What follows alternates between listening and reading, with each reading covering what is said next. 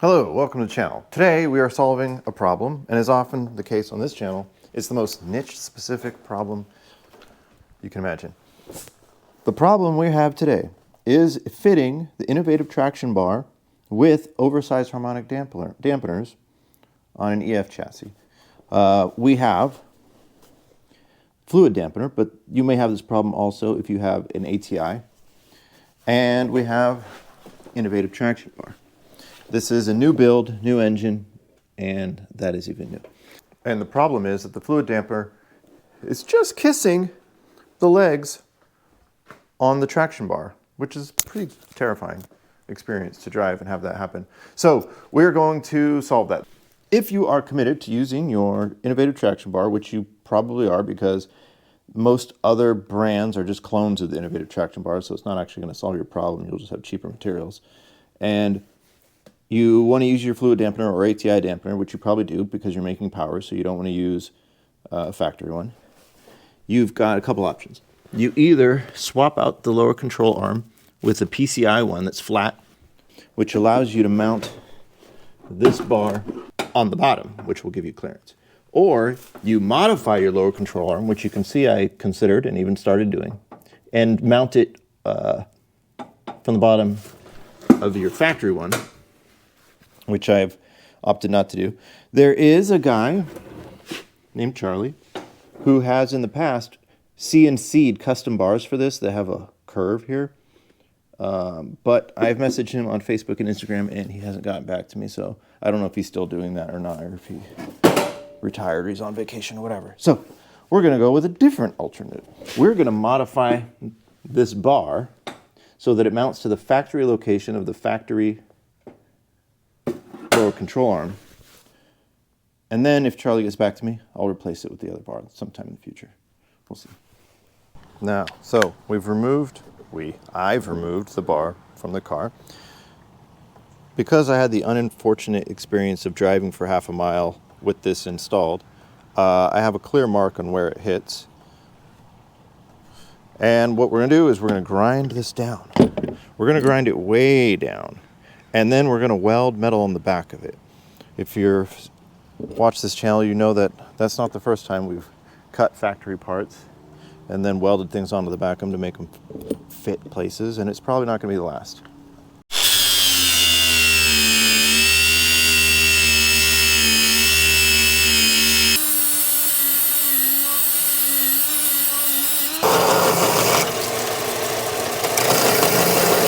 So we have taken about 10 millimeters off, which is less than half of the width is removed because this is a 25 millimeter or 1 inch bar.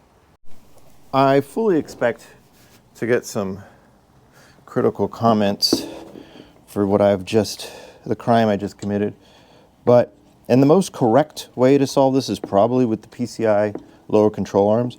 But the reason I'm not doing that isn't because I don't want to spend $350. I love to spend money on flashy parts, is because I don't really want to switch to spherical bearings over rubber bushings to introduce any more noise and vibration and harshness right now.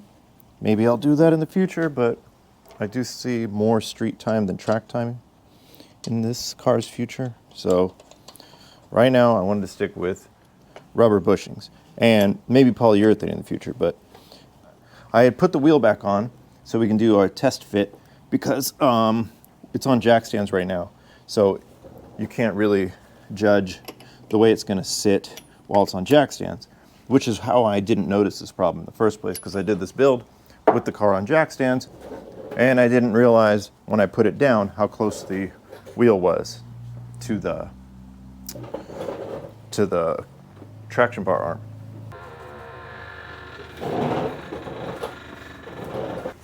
Look at that. Am I recording? Yes. Okay, so that will definitely cover everyday driving. I don't know if it will cover hardcore race car driving. That's what we'll find out. Now that we've structurally weakened it, what are we going to do to make it stronger again? We have 3/4 inch solid. This is not a tube. This is not a pipe. Solid steel that I'm going to cut and weld on the back. And we're going to try to make it not look too janky. We'll see.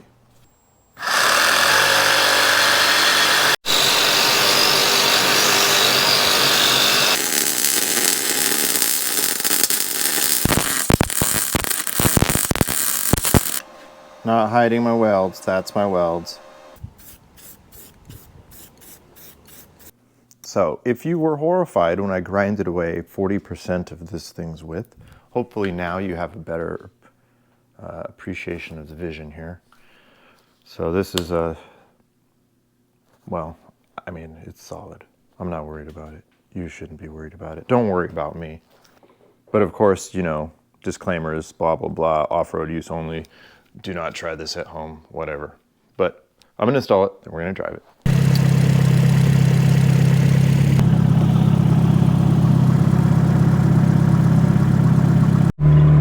So I've driven over some speed bumps and around some corners. So far so good. I definitely am not worried about the strength of that bar, but I will need to build some confidence that I've made enough clearance.